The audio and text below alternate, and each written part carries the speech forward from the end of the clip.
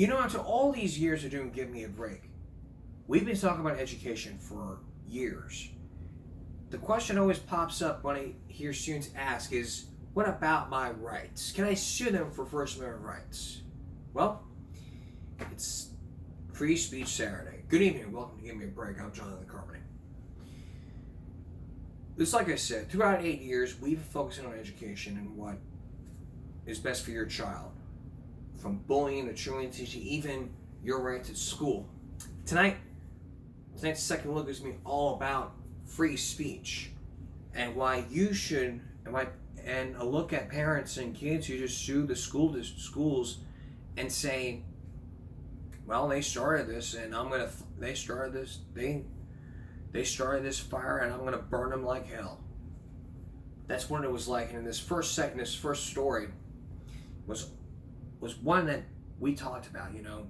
This was focused in on years ago during back in 2020, back in 2021, back in 2022, and we focused in on something like this. It was a school that was sued because of comments made by the principal and a post that was on Facebook, which led to the parents hiring an attorney and students being involved in a lawsuit targeting the principal, refusing to repeat the pledge, and not just that, making comments. So, what was going on? Here's Brian Mass. Police were called to Victory Prep Charter School 14 months ago. If you don't leave, he's going to press charges. After a student protest against school administrators snowballed, and all 120 students were suspended for the rest of the day. They had refused to repeat the school's daily pledge that morning and submitted a list of grievances. So the school sent everyone home. Well, at that time, we started recording verbally and started recording video. But Joel and Mary Flores, who have a student at the school, say it got even worse when they came to pick up their son. They owned this Spanish language newspaper, so documented what happened. 2 days after the protest, they published this front page article. They didn't like your reporting? No, they didn't, because it brought bad press to them. Days after that newspaper's story, the school dropped this letter on the Flores family, saying they had detained students without permission for interviews and created a, quote, false narrative, broken school rules through their reporting efforts. They were, and still are, banned from campus. We missed all the parent-teacher conferences. We missed all of the soccer games that are home field. In this new federal lawsuit against the school, parents and students contend other students were suspended for going on Facebook and making derogatory comments about the principal. The lawsuit maintains other students who simply liked those comments were then suspended. This school has trampled on the constitutional rights of not only the students at the school, but their parents, frankly, the entire community. Matt Crone represents the Flores family and filed the First Amendment lawsuit. Kids have constitutional rights in our school system. They don't abandon those rights when they walk through the school doors in the morning. Joel Flores spent 5 years in the military and says he defended the Constitution and First Amendment freedoms. As a veteran, that's what I served for. We repeatedly called Victory Prep CEO and principal, and he did not return any of our calls. We will keep trying. All right, thank you, Brian. You bet. Icon tools complete every You repair bet. without giving it. Now you bet. Okay, it was a First Amendment lawsuit, and let me tell you, throughout all the years, there's been stories about schools suing schools over First Amendment violations, especially something like this. Are you sure your tax expert is right for you? Switch to TurboTax Full Service. You'll be matched with a TurboTax expert and get real-time updates on their progress. And you get your... And this happened a couple months ago. This was the first... Take a look at this. This was an update. Update, we have more reaction to the NAACP lawsuit against the state of South Carolina's state superintendent of education. The suit takes aim at a budget proviso restricting how race and gender are taught in public schools, prohibiting state money from supporting those lessons. It claims the rule violates the Constitution's First and 14th Amendments. Some books and lessons have been removed from the classroom. AP African American Studies was removed last year from the state curriculum. Now, in a statement by the NAACP's Legal Defense Fund, the president of the South Carolina chapter called the proviso censorship, saying, quote, "This censorship measure poses a significant chilling threat to comprehensive education for all students at a time where the teaching of cultural understanding and inclusivity in our classrooms is needed more than ever," end quote.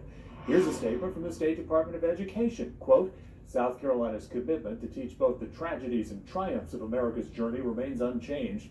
This meritless lawsuit does not diminish our dedication, nor does it identify any shortcomings or legal defects," end quote. School districts in Lexington and Richland counties were also named in that lawsuit. And the whole reason why these First Amendment lawsuits are being filed is because to teach the school, hey, this is what you get for violating our First Amendment rights. So we're going to re-educate you on education. Re-educate the educators. That's what it's all about. But, you know, when you deal with First Amendment rights, it's like, what about students' rights? What about my rights? That's going to be the focus on our second look. And later on, what's happening to free speech in America? It's a free speech Saturday you don't want to miss as we continue our second look. Don't go away. Please stay with us. Have any of you complained, like, what about my rights, or want to know about court cases in your schools for your history lesson? Well, tonight we're going to give you a second look into your rights as we start to focus in on school cases that involve you and the student. So if you're a parent that sued the school district over First Amendment rights and you're aware, like, oh, you know, do I shed my school rights at the schoolhouse gate? I got some rights. Do you wonder about that? Well, this second look is very educational for you because it's going to involve what we've been focusing on since we first started this broadcast. Now, we talked about students' rights on many years ago, and this video kind of got into mind. And also on Green Bay Friday, we also focused in on, you know, what printed on the newspaper. We focused in on a story about a university that was under attack because of a professor who got targeted. And what I also explained was, you know, how prior restraints should be not just enforced in public schools, but it should be in colleges. So here's Hip Hughes with our second look. So we're going to start off with some good news. The actual first case that applies to students in a positive manner is 1943. This is West Virginia Board of Education versus Barnett, where a group, a Jehovah's Witness religious group, is basically complaining that they don't want to have to say the Pledge of Allegiance, they don't want to have to salute, and in the 1940s, you were compelled to do so or you could get suspended. And you could see sometimes the saluting was a little bit creepy. But either way, the Supreme Court's going to rule on the side of students who don't want to have to salute, say the Pledge of Allegiance, saying that the government doesn't have the ability to compel you to do that. So it's not so much a freedom of speech kind of idea, but more of kind of a freedom not to have to speak, not to have to act. But the big case, and this is the one you want to study, kiddies, is Tinker versus Des Moines, 1969. So here's the context of the case. It's 1965, the end of 1965, and the Vietnam War is getting a little bit hot, even though it's the Cold War. And Robert Kennedy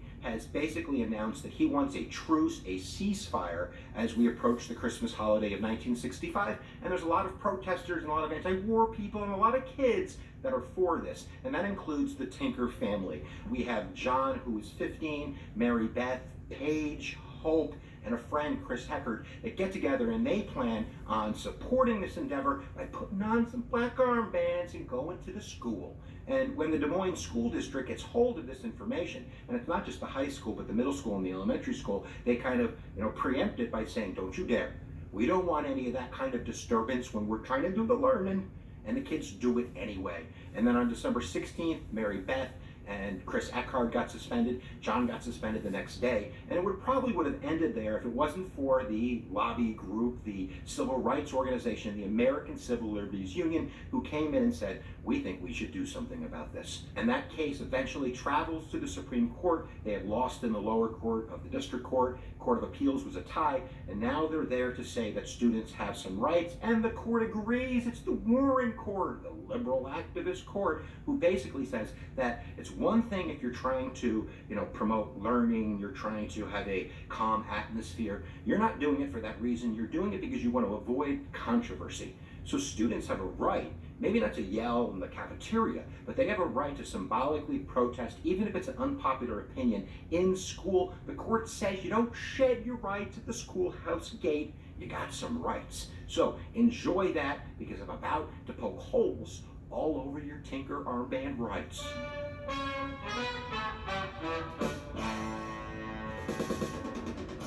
So the first big hole in Tinker is going to be in 1986. It's an episode that occurs in the early 1980s. It's called Bethel School District versus Fraser. And Matthew Fraser is a senior, and he's nominating his friend Jeff to be on the student council. And he gets up there and he says, Jeff is a man who is firm. He is firm in his pants, firm in his character, and firm in his belief in our students. And he will use his point to pound away at this.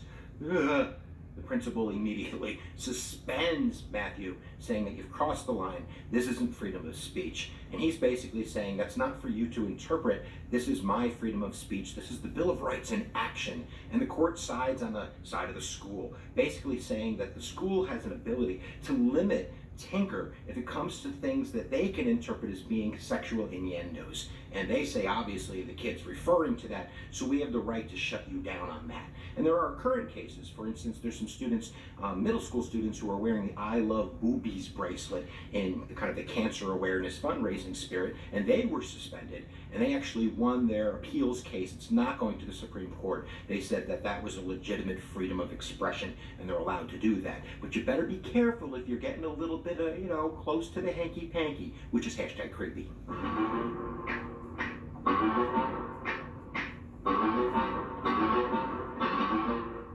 got another hole for you.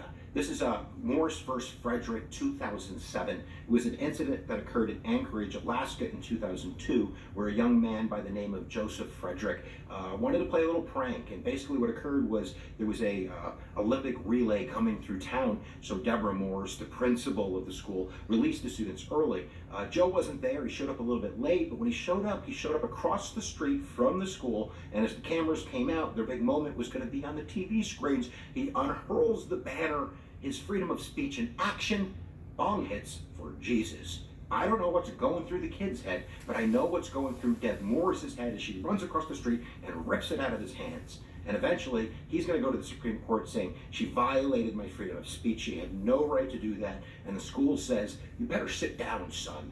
Number one, this was sort of a school-sanctioned event. You were supposed to be in school. The school had let out for that purpose. So whether you were there on your own or you're not, you're representing the school. And number two, it's not so much a freedom of speech issue when you're trying to advocate for drug use. And that's interpretable, but the principal gets to make that decision. So even though you're not in school, and even though you believe it's freedom of speech, the school has a right, because it's sending a message about drug use, to not let you put that banner up. So son, you can sit down again because you're suspended.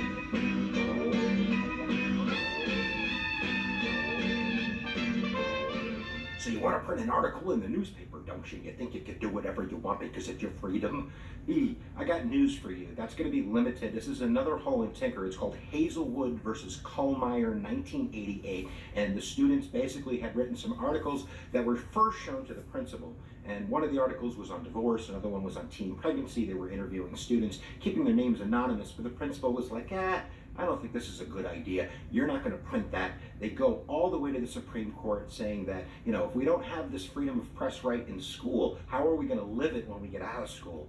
And the court says, no, school is for learning, and schools have to have the ability to have what's called prior restraint, which means you're going to have maybe more limitations on your freedom of expression when it comes to press and school, because that's not really why you're there. You're there to create a learning environment, and if the school believes it's getting in the way of some kind of of pathological purpose, then it has the ability to do that. So watch what you print in the newspaper, because you might be going down.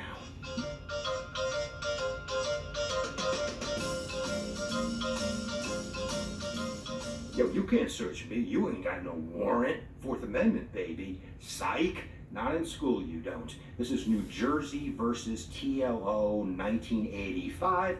And basically, these two girls, they're doing a little bit of the smoking in the bathroom. They come out, someone smells it. The vice principal's like, empty your bag. They're like, we're not going to empty my bag. The vice principal's like, I'm going to empty your bag. And bada boom, you have drug paraphernalia. You're out of here. And now she's going to the court saying he didn't have a right to search my bag. He had no probable cause. He didn't go for a warrant. He just on a whim decided he was going to do this. So it's an illegal search. Therefore, you can't use that in a court of law. Matt versus Ohio. Needless to say, the court says, sister, you better sit down because you're in big trouble. And what they come down to is basically saying the school has a safety purpose. They have to have the ability, if there's reasonable suspicion, to be able to search a student's purse. What if there's a gun in there? What if there's something dangerous in there? We can't have this kind of probable cause warrant court thing going on. You have an expectation of privacy, but not an expectation beyond a reasonable suspicion. Who's the reasonable suspicion decider? I guess that would be, the person in authority. So why don't you empty your pockets? Be careful what you do, kids, because you don't get probable cause.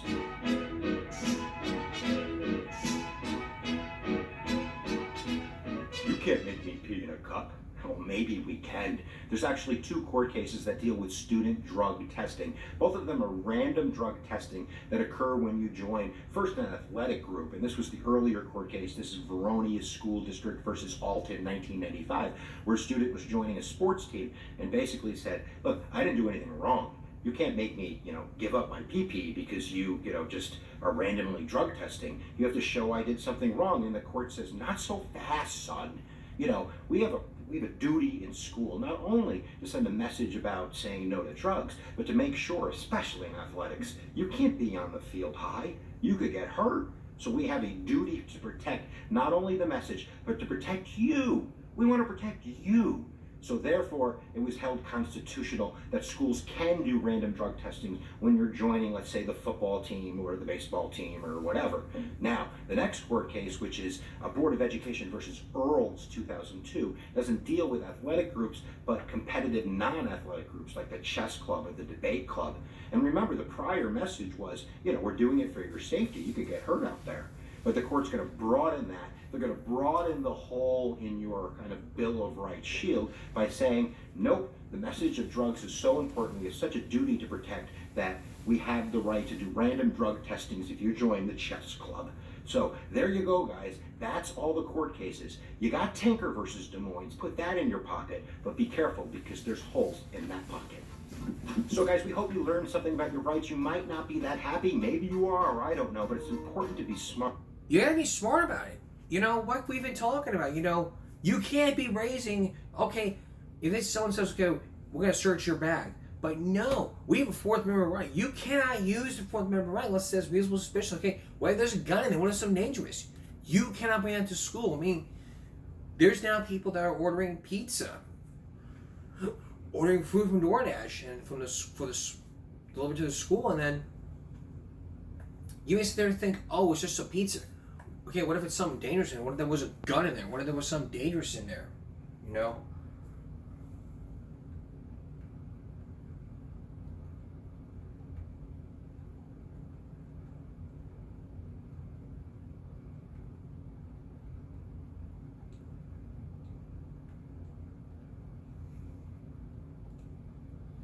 me hear some.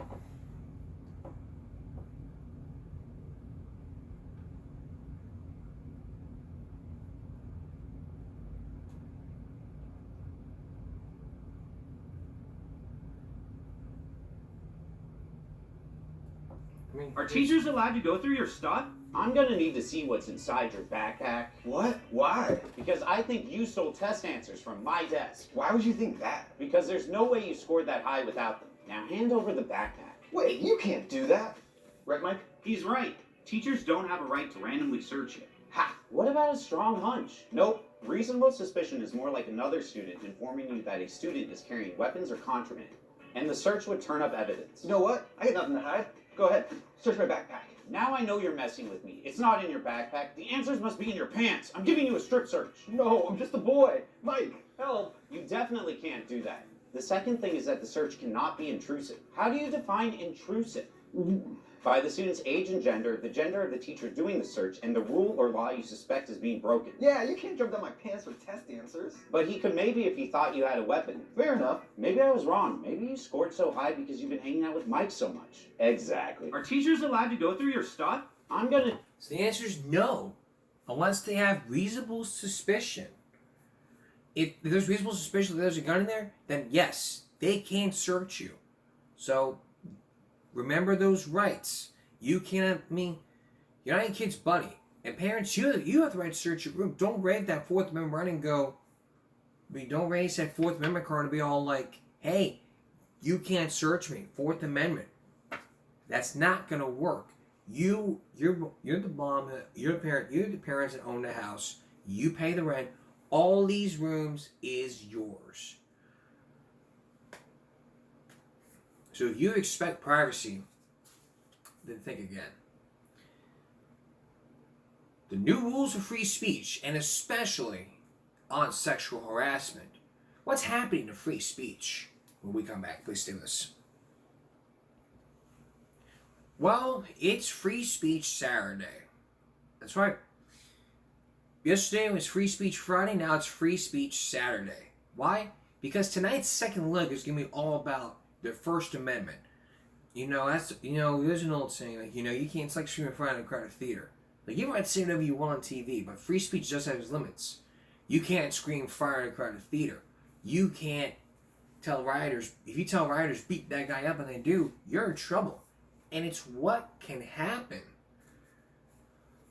Clear and present danger.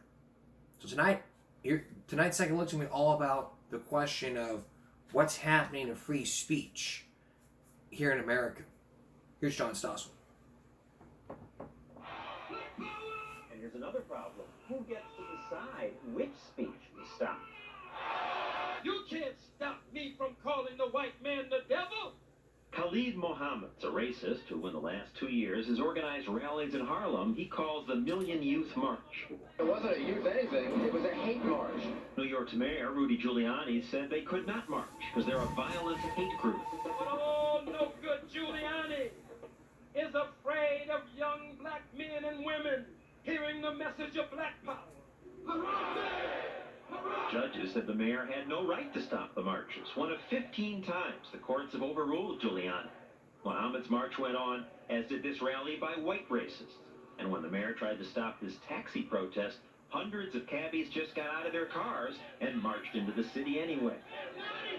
Giuliani's a danger to America. He's trying to tamper with the American Constitution. Giuliani wouldn't talk to us about this, but to give the mayor his due, the city's in great shape today. Crime's been cut in half, and the streets, where fewer people are screaming at us, are more pleasant. Most people like what Giuliani did, but some, like Robert Letterman, suggest it's not worth the cost. Real quality of life is not about not being bothered. It's about civil liberties. It's about freedom of speech. Letterman's a street artist who sells these pictures portraying Giuliani as Hitler, making New York into a police state. For doing this, says Letterman, he's been arrested dozens of times. You're going to arrest me for what exactly? Blocking the sidewalk. Officials say he was arrested for things like disorderly conduct, not for his artwork. But Letterman claims the cops told him it was because of his speech. While they're putting the handcuffs on me, they're saying, hey, we're really sorry, Robert. We know you didn't do anything illegal, but that's our orders. Police wouldn't even comment on that. Now, Giuliani attributes much of the improvement in quality of life in New York to his enforcing laws which had long been ignored. Laws against vagrancy, aggressive panhandling, against those squeegee men who wash your car windows whether you want them washed or not. Letterman and others argue that those activities are forms of free speech too. So Giuliani had no right to curtail them either. People are happy that people aren't stopping us on the street saying, you got some fair change? We like that, and you're kind of like that. You're spreading your stuff around Actually, here. I'm taking up about 2 inches of the sidewalk on my own car. But to answer People what you're like saying, what Giuliani did. people liked what Hitler did. Does that make it right? The only reason I'm being arrested is because of the content of my message. The danger is that if government decides when people may speak, that can lead to tyranny. If you're going to criticize elected officials, you need freedom of speech because they command the police, they influence the courts. They're in a position to stop you from criticizing them. That's it. The police and the government have the guns and the power. That's why the Constitution says Congress shall make no law abridging speech.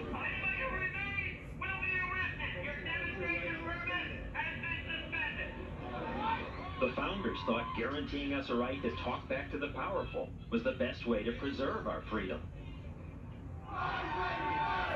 So what if you want to criticize not just a mayor, but the whole government?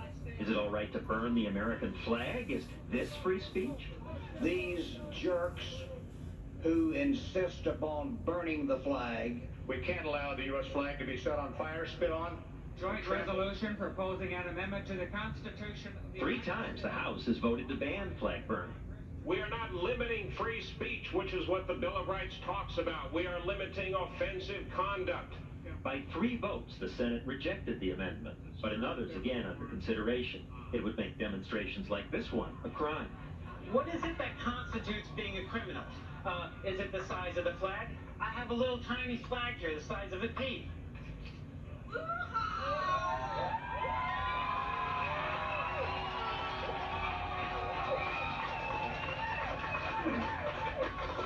I don't feel like a criminal yet. Maybe I need to burn a bigger one.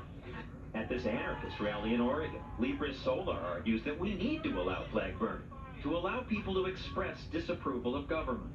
Well, those were paper. Maybe it's a cloth flag. Maybe it's one that they consider real. Maybe if I burn that, I'll feel like a criminal. Don't ever give up the right to burn a flag in protest. It is your right. Polls show this offends most Americans, but others argue that that's precisely the speech that needs protection. The real test is whether you support the right of people who you think are absolutely disgusting to talk. Even really stupid and obnoxious stuff has to be protected under the First Amendment. That's the price of a free society. Is it? And if we must put up with obnoxious political speech, what if the speech is less important? Less important speech is what's happening. I mean, here's the thing. You cannot burn money. You can't burn the American flag. Do those 2 things, you're going to wind up arrested. Coming up, 4-letter words. The 4-letter words you should not say, but it's being aired on TV anyway. And you shouldn't have those in your business. Why? Stay with us. There's 2 old sayings. Words are words, bullets are bullets, and words are powerful. Years ago, Socrates was sentenced to death because of his words being too powerful. But can you ever imagine using explicit words at a bar or hearing a little comedy special all about the 7 words you should never say on television? Well, it can happen. And even people I see on Facebook are shaming me. It hurts my feelings. Do I have a right not to get my feelings hurt? Well, the answer is no. But you do and people tell you, well, you can't have that wood up there. Your right may not be taken away, but what about, cutting up your vocal cords? Once again, John Stossel. These people are offended by a movie, Dogma. It's about, well, it's complicated. Oh, he's back. Matt Damon, Ben Affleck are angels who threaten the world. We were awaiting your arrival. Chris Rock plays a 13th apostle. I've never heard of a 13th apostle named Rufus. George Carlin's a hustler priest. Fill them pews, people! This is blasphemous, say some Catholics. We didn't fight the battlefield for this crap. We have to pick this garbage? You shouldn't have to take it. We're not taking it. This is a hate crime. This is a hate crime. No question about it. No jokes at all about religion. It's too holy. Our faith is too holy. It's not a joke. It's our whole salvation. Kevin Smith wrote and directed Dogma. I'm a Catholic, and this movie doesn't insult me. If I was the president, I would pass a law where you couldn't blaspheme a religion. If you institute that law, then politics goes away, comedy goes away, filmmaking goes away, TV goes away, newspapers go away, news shows like this one go away. Oops, that's the problem. Where do you draw the line? And who gets to draw that line? We can select people, all walks of life, all religions, all... Like a jury? Perhaps, yes. We have religious groups who would know what is blasphemous or not, so They would decide. yes. But what happens if one group gets to decide what others watch or read? Well, classics like Ulysses and Canterbury Tales and Leaves of Grass were once banned in America. Recently, some schools banned Harry Potter books. It doesn't seem right. But then what can the poor people who really and truly are offended do? They don't have to go. Nobody's saying they have to go. That's a point. You don't have to watch. Of course, other parts of the culture are harder to avoid, like the words in music or on radio. Now, we all know how the media view the Catholic Church. The priest in Dogma, comedian George Carlin, used to wonder which words were too offensive. And I wanted to know the ones that you could never say on television. I mean, the is filthy. Well, I could think of was motherfucker. We're going to be listening to Filthy Word. A New York radio station played a record of him saying those words. The word motherfucker is a compound word. They went to the trouble of warning people in advance that a program was coming on that would look at so-called obscene language, and they warned everyone about it, said if you don't like this sort of thing, tune out. One man in Florida, riding in his car with his 15-year-old son, didn't tune out. He complained to the government. Eventually, the Supreme Court banned Carlin's 7 words from all airwaves until after 10 p.m. Carlin says the censor should have been the driver of the car. That's why they have a knob on the radio called off. But apparently they didn't turn it off immediately upon being offended. Listened to the whole thing, and apparently we're not morally corrupted by the whole program, simply offended. We've added a few words since then. Now, we don't want to offend you, so we bleep the words. We've added then. We figure you can get the point without having to hear the specific words, but it's one thing when a private organization like ABC censors, another when government does it. So far has suggested... Because we have lots of TV channels. If one censors, ideas still get out. But we have only one government. Without objection, it's so ordered. When government says no, it's no for everyone. You know, we lost so many of our rights and freedoms in the last 25 to 30 years, all in the name of protecting society, and it's bogus. It's just part of my language. I mean, you know, I've used it all my life. Some people refuse to give in. 66-year-old Leonard Carlo, who owns this bar in Colorado Springs, likes the F word. When they're f***ing that, I really don't give a And he has lots of signs in his bar saying things like, no children, animals, tabs, or checks. And on the women's, it have women, and over there is the men's, and it have men. He just likes the word. So do many of his customers. It's a verb. It's a noun. It's everything you want it to be. You'd make a sentence out of it. But one person complained at a state agency that licenses Carlo's bar. They got that one anonymous phone call, right? And they send the Gestapo down without this swastika. You gave me like a stormtrooper, right? The state removed signs that said were offensive to the senses. The show is over, right? Carlo was told he could not use profanity in his bar. Said the state, where alcohol served, profanity could lead to fights, and the state's responsible for public safety. There's 700 other bars here, right? I find it hard to believe they aren't swearing in the other bars, but too bad for Carlo. The law is the law. A man's got to do what a man's got to do. Determined to have at least one sign the government will have trouble removing, he went to a tattoo parlor and on his head tattooed the words, "You leave me the alone." Of course, now this means Carlo could be forbidden to walk into his own bar. I love my country and I hate the government. And I do not think that you or they or them or anybody else has got the right to tell me what I can read and write and say, right? Well, clearly, if you're in jail, you lose some rights. Does that include your right to hurt people with your last words?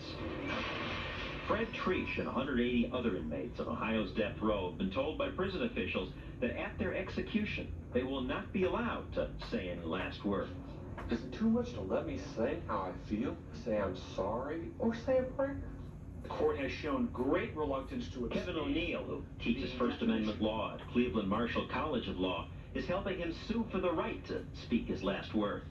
Humanity requires that when a person is about to be executed, they should be allowed to say goodbye. Humanity? These people were not humane themselves. That's true, but it's different when the government is doing the killing.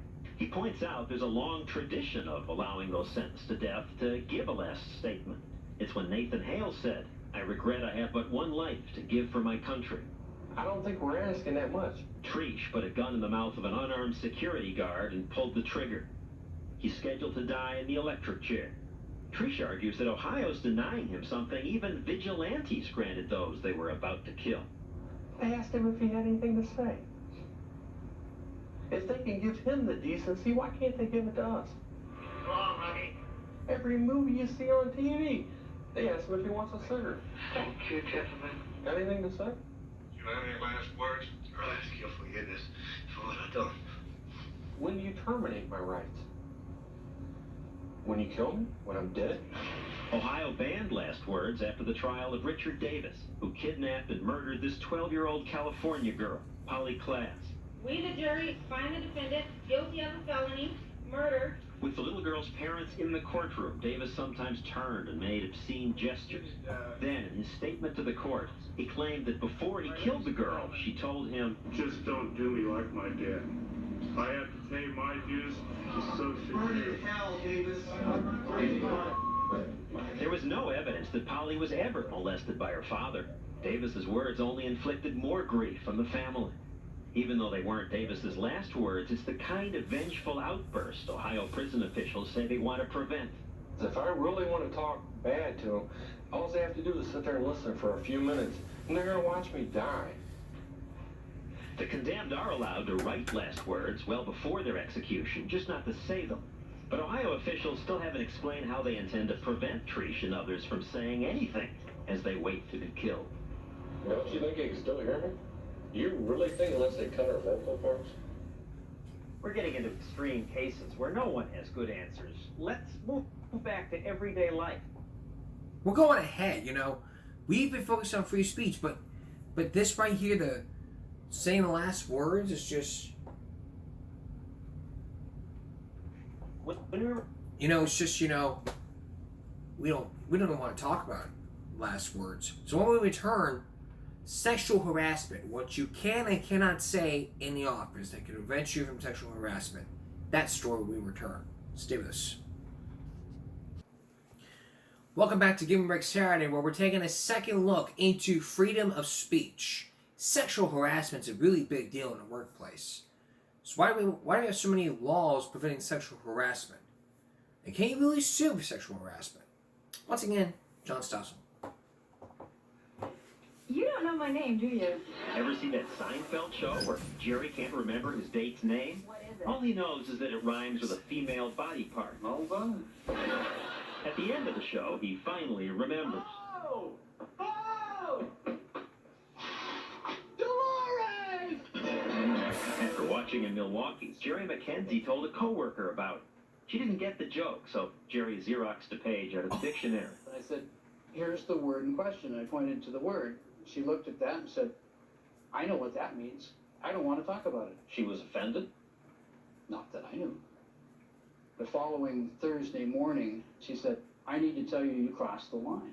McKenzie apologized, but they ended up arguing. The next morning, I came to work and I was terminated. His employer, Miller Beer, ironically sponsored that Seinfeld episode. Still, Miller fired McKenzie. McKenzie's been accused of sexual harassment before, and Miller fired him for poor management judgment. Once you've stepped over a line that the other person believes is offensive, you have to acknowledge it and back off. Company lawyer Frank Daly. What's the risk to Miller if you ignore her? The risk is you're going to be sued, and the recoveries are going to, in many instances, have been very substantial. It's the lawsuit lottery. Oh yes, big damages have been paid. They basically gave women a loaded gun that they could make any accusation they wanted, and it was going to be taken as truth. That's not fair. The law says the victim has to prove her case. The conversations about sex. But proving your case can be quite a circus. Remember this? These hearings never determined what really happened, but they did put sexual harassment on the map. Clarence Thomas's career survived, but since lawsuits brought by an offended employee can cost millions, many employers find it safer to just fire the accused. That's what happened to Eddie Vega. He's an English professor who used to work at SUNY Maritime College until one day he allowed his students to pick a topic. One student, a female, said, well, how about sex? You know, can we talk about sex? It was for a writing exercise, and some students used four-letter words. At the end of the class, had any student complained to you? None. If anything, they have said only good things, that it was a wonderful and enjoyable exercise. A month later, he was summoned by college officials. The vice president said, Are you telling me that these words were uttered in a maritime college classroom? I said, yeah. He said, well, that is pornographic, and that is sexual harassment. Vega was fired. His next job was a desk clerk in a little hotel. I spent all this time becoming a college professor, and then in one fell swoop, it's ashes. SUNY Maritime wouldn't talk to us about Vega's firing. After 3 years, Vega finally found a new teaching job. Don't hold back. He encourages his students to speak out, but he holds back. He says he and other teachers must be very careful. What thought will someone find so offensive that I will again lose my job? We've lost our freedom of speech. This sounds too grandiose, but this is exactly what freedom of speech is all about. Eugene Volin, who teaches law at UCLA, says sexual harassment employers to become speech police. The government is doing exactly what the First Amendment forbids. It's trying to set up a nationwide orthodoxy in all of the nation's workplaces. It's trying to say, these are the jokes you can't tell, these are the opinions you can't express, these are the words you can't use. And employers are listening. You bet they are. Michael Bloomberg listened. Bloomberg rents out computer terminals that help people keep up with financial news. Doing this has made him a billionaire. So you'd think he could afford to let his employees say whatever they want. But sexual harassment laws frighten even him. Companies should be scared? Oh, absolutely. The list keeps getting longer of what kind of activities, what kind of conduct is and is not appropriate. Even your personal email isn't safe. It could be that two people are having a conversation where they don't mind the word. Somebody might walk by, look over their shoulder, be offended. Yes. They could sue. Yes. And win. Oh, they'd win. So, to be safe, Bloomberg put software in his computers that censor words he thinks someone somewhere might find offensive. So, Sleeping Beauty can't prick her finger on the spindle. That is true.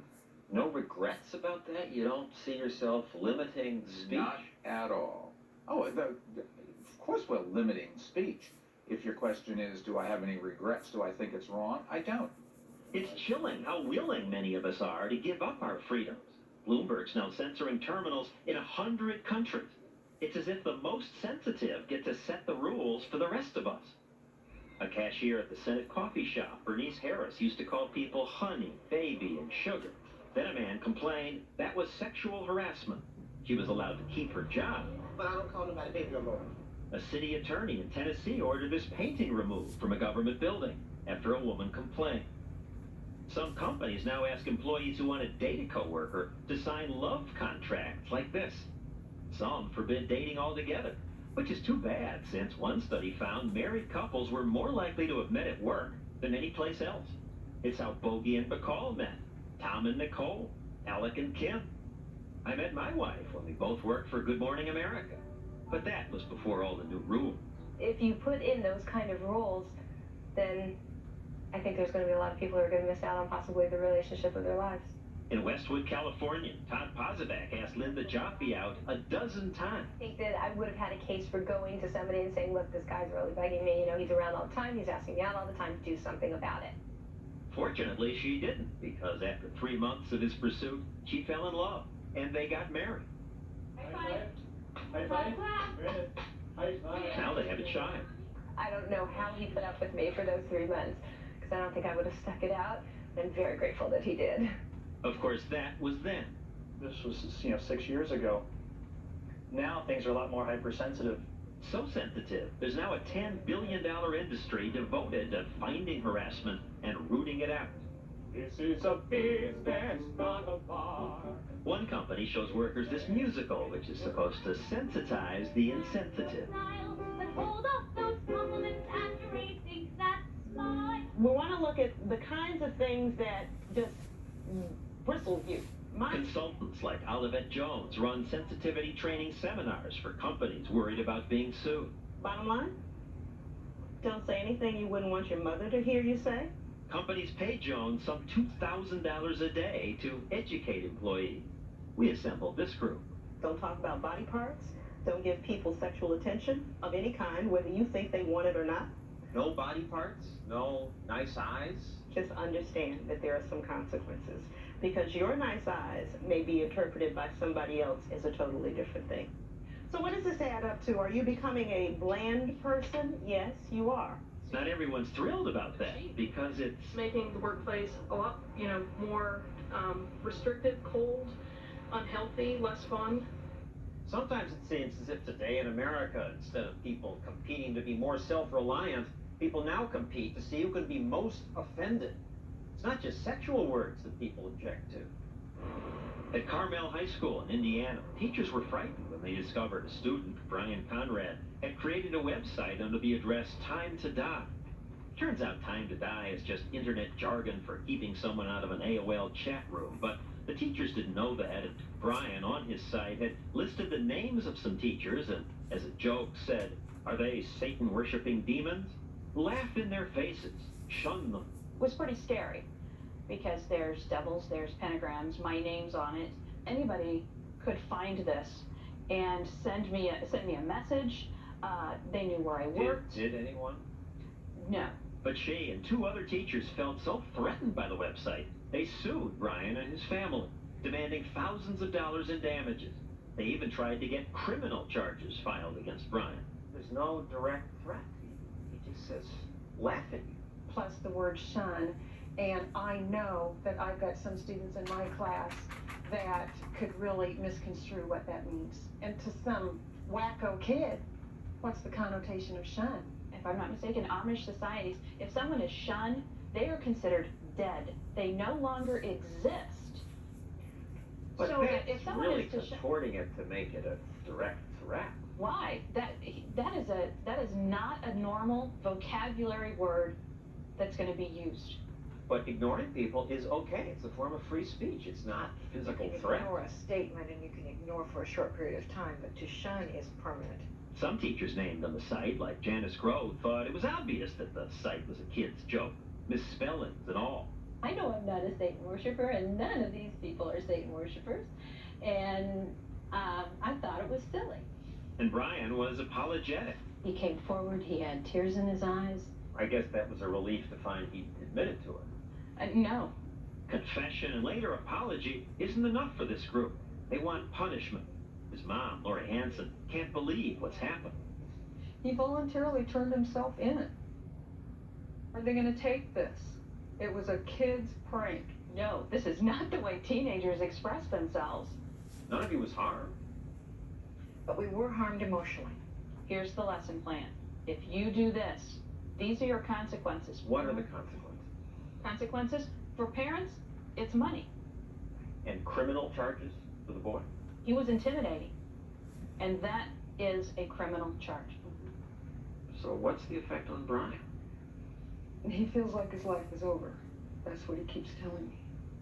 Come on, ladies, toughen up. You're supposed to stand for free speech, the open debate. Free speech means freedom to state an opinion.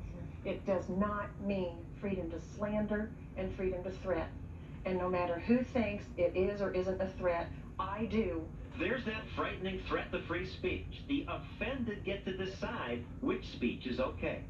It's even written into sexual harassment law. What is appropriate and what is inappropriate really exists only through the eyes of the person who's experiencing it. The person who hears it gets to determine if it's offensive. Absolutely. But what if my intent is good? Doesn't matter, John. If I shoot you dead, do you care that I didn't mean to? But we're not talking bullets here, we're talking words. No, they have the same power.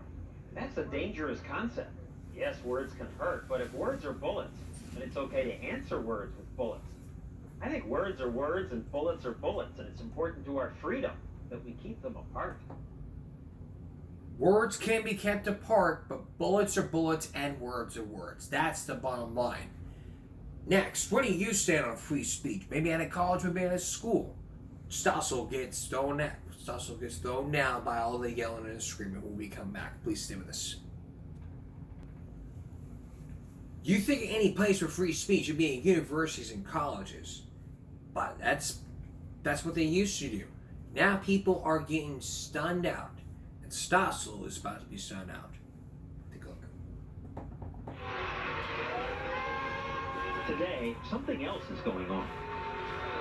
Ward Connerly thinks racial preferences are wrong and goes to universities to argue that. Our government should treat everybody the same. Equal protection under the law. Now, as you can hear, this is not a universally popular idea. Treating everyone equally means an end to some affirmative action programs to help minority students get admitted to school. I know it's your school, but you have a right to be civil. I'm here because I was invited to be here, and I thought that most of you would be willing to listen and to engage in civil discussion. But you cannot engage in civil discussion. Here at the University of Texas, these students say Connerly's ideas are so objectionable, he should not be allowed to be heard. They're going to try and spin this out and say that somehow his free speech, his First Amendment rights were violated. Our First Amendment rights of students were violated when he hit this campus. You don't support First Amendment rights. That's the First Amendment rights. Students like this one who think Connerly should be heard also get shouted down. It bothers you that a black man would be against your point of view. If that isn't saying. The same thing happened here at the University of Michigan. It happens regularly at Connerly. Sometimes I'm prevented from actually speaking because it's not just a matter of heckling. They will try to block the door from allowing me to get in. The game plan is to make sure that this guy does not get his message across. You're threatening them. That does not give them a license to go out and deny me the right to come on campus and to argue my point of view. At Columbia University, a Connerly supporter was shouted down. "We win," celebrated the protesters, students like these. Felt like it was a victory. The conference was completely disrupted, and that was exactly what we were hoping to do. You can go back home to the sewer that you came from and, spout your ideas there, and that's fine. You may not speak here. Sure. Some people might have wanted to hear him. Who gave you that power to decide for everybody? I'm taking the power, actually, by going out and protesting, saying racists get off my campus. Whoever yells the loudest wins? Isn't that like third grade behavior? It's not third grade. I mean, if they get chased out of the city, they get chased out of the city. Their ideas aren't welcome. Colleges have been where open debate was supposed to flourish. Colleges are the worst places in the world often to have a civil discussion about any issue. Get off this campus. We don't want you here. I'm just trying to educate myself and other people with me. I got a taste of it at Brown University. A few years ago, covering a rally against sexual violence, I did a politically incorrect thing. What's allowed? To spark debate, I questioned the activists' broad definition of sexual misconduct. Does appropriate behavior... We can't hear you with these people When some did want to speak, the demonstrators righteously shouted them down. So, can I ask you why you're screaming? TV hype! Rape is not TV hype! Rape is not TV hype! Come on, everybody, louder! At this school, something you'll learn is that there is one opinion, and the other opinion turns out to be wrong. Where do students learn that censorship's the answer? Well, today, their schools often teach that by example.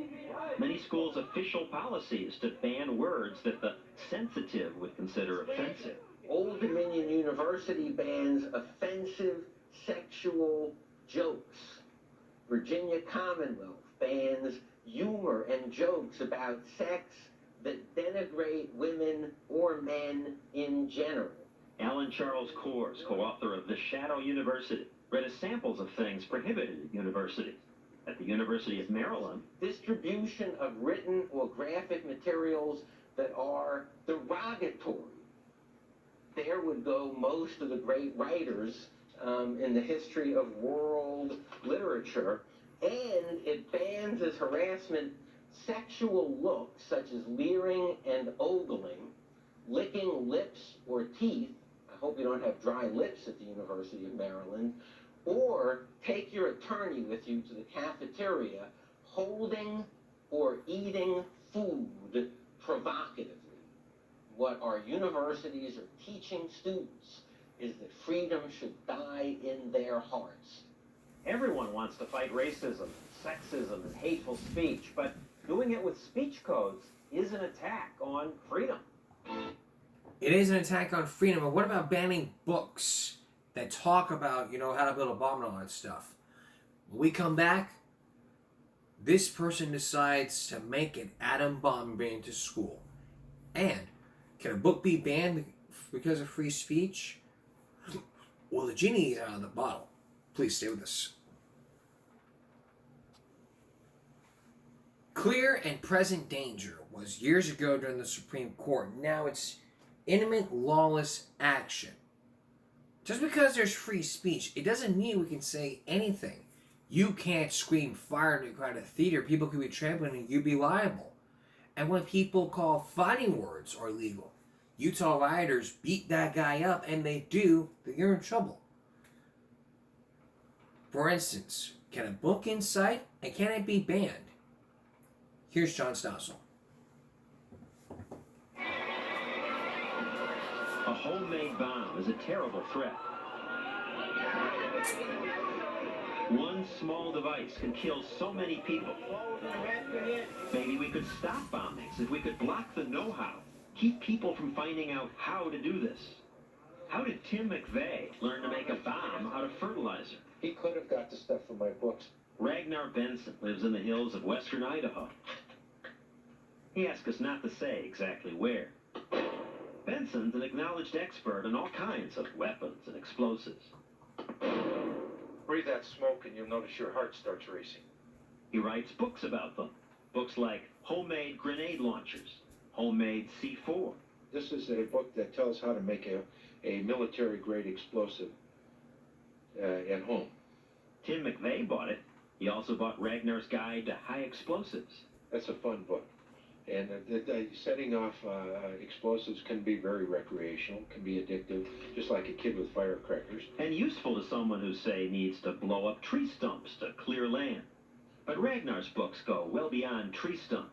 Serious survivors know that there may come a day when they need to demolish bridges, shatter steel, or derail tanks.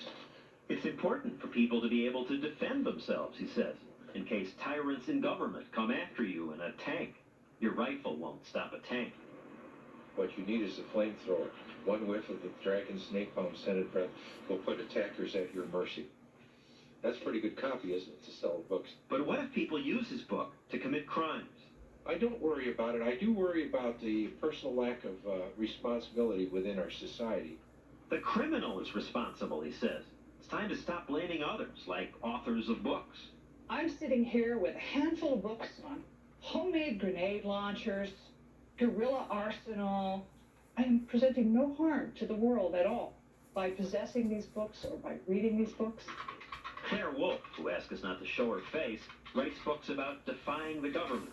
And that, she says, shouldn't be anyone's business but hers and her readers. It is solely magical thinking to imagine that books or movies, quote, make people do things. People wish that if the books and the movies would go away or would be different, people wouldn't do terrible things. For instance, the Manson gang very famously blamed the Beatles for Helter Skelter. People who are looking for an excuse to do evil will do evil. Yet this year, Benson's publisher told Benson his books on explosives are now illegal. No dilly-dallying. Because last year, Congress passed a law saying it's a crime to distribute information about making a destructive device. We can't sell these books anymore because if there's intent to violate federal law, we could be facing a $100,000 fine and 20 years in jail. Even before the government banned books, private lawyers got some banned by suing the publishers. Paladin Press recalled all copies of Hitman after someone allegedly followed its instructions and murdered 3 people. The victim's relatives sued Paladin. Several major news organizations, including ABC, NBC, and the New York Times, all filed briefs on behalf of the publisher, defending its right to sell the book. The victim's lawyer says that's disgusting. The media should have had the intelligence to be able to draw the line, but they haven't. Walt Disney, for God's sake, has come to the aid of Paladin Press. The news organizations defended Paladin, saying if that book could be censored, what's next? ABC News? This broadcast? Against Paladin's wishes, its insurance company settled the suit. It paid several $1 million, and Paladin quickly pulled Hitman from the shelf. The fact that someone was able to buy the book Hitman and then kill is almost coincidental. How many people have committed murder and assassinations without reference to a book like Hitman? It turned out that Hitman's author was revealing no secrets about being a hitman. In fact, she was just winging it.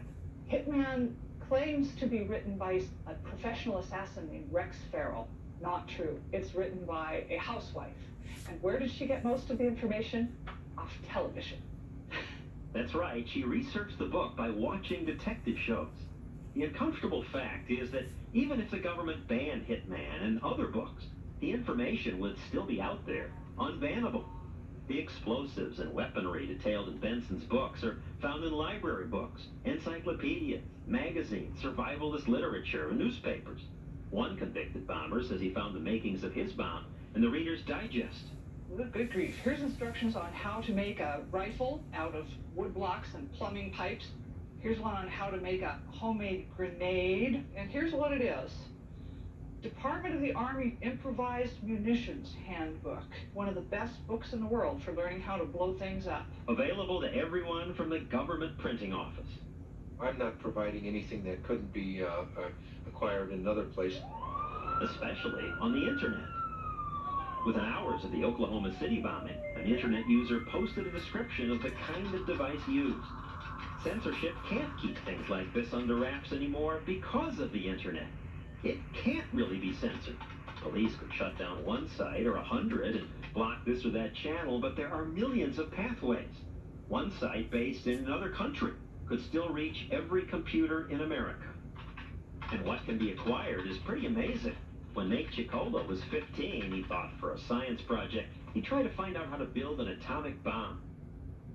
You just sort of mentioned, you can go on the internet now and get information.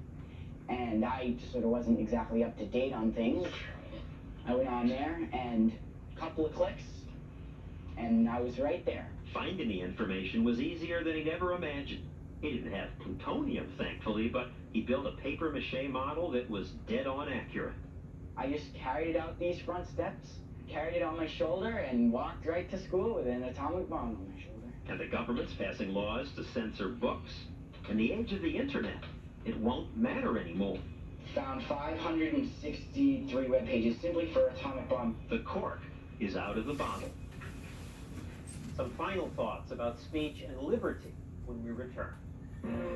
Wow. Genie's out of the bottle and probably nothing to stop it. We're going to take a break and come back with some final thoughts. Stay with us. There's now new commandments coming in saying, like, thou shalt not cut in line. What about the old commandments like, thou shalt not kill, thou shalt not steal, thou shalt not say the Lord's name in vain. We're adding in new commandments because no one cares. Once again, Judd Stossel. Government repeatedly has tried to stop speech in the name of protecting someone from hurt. The government tried to restrict speech that opposed slavery on the grounds that it was incendiary and that it was offensive. The government tried to restrict speech that promoted contraception on the grounds that it was obscene and indecent and pornographic. The government tried to restrict speech that was pro-labor, that was pro-socialist, that was pro-communist. Free speech is most important when it protects the speech we hate. America's prospered because, despite occasional censorship, we are a relatively open society. No authority was allowed to decide which ideas were permissible. We argued, often viciously, until we reached a consensus. That's a good thing. Openness gave us vaccines. This was a crazy idea, protecting people from disease by injecting them with a little of that very disease. In France years ago, thousands died because authorities said this was against God's will. America was the first to develop the atomic bomb because the Nazis banned Jewish physics. To explore relativity, Einstein had to come to a free country. It's a leap from science to laws against hate speech, but the principle's the same. In an open society, if we're to argue our way to the truth, then speech must be free. So the answer to hate speech is not speech codes, it's more speech. Yet there will always be an impulse to censor. If we give in to that impulse, we are giving to the bigots the gift of our freedoms. If you give in, what you're saying is freedom is less important than not being offended.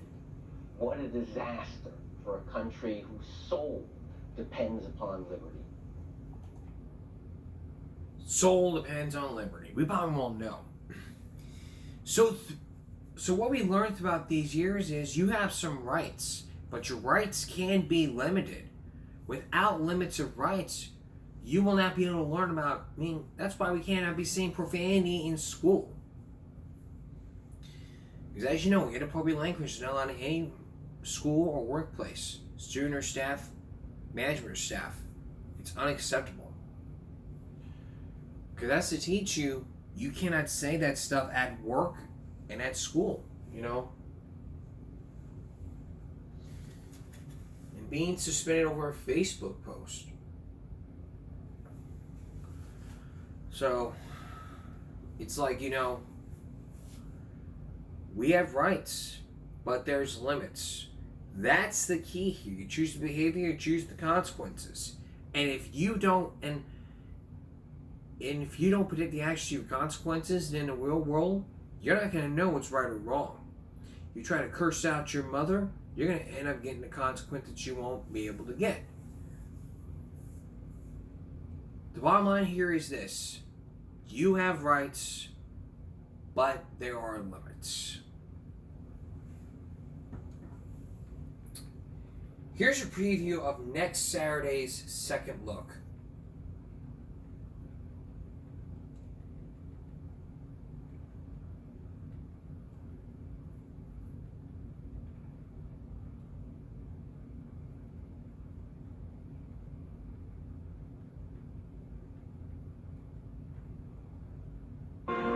September 6th, 1995. When shots rang out on this remote mountainside, it destroyed a family and became a rallying cry against government abuse. That shot went through the door, killed my wife with her hand. I was scared they were just going to keep taking us one by one. Tonight, a primetime exclusive. For the first time, Randy Weaver and his family revisit the scene of their standoff with federal agents and give their account of what really happened at Ruby Ridge. After this initial shooting, you're telling me that no one said surrender? The siege at Ruby Ridge. A give me a break second look you don't want to miss. Along with the interview, the very first interview with the former FBI agent, with Chris Hansen. Chris Hansen has an exclusive interview, and Tom Brokaw also has an exclusive interview with Randy Weaver. That's coming up next Saturday. That's all for this edition of Give Me a Break Saturday. We'll see you again for Give Me a Break Monday. For all of us here at YouTube, Give Me a Break. Stop bullying, speak up. Concentration, not strength. No jaywalking. Take care of yourself and each other. Good night.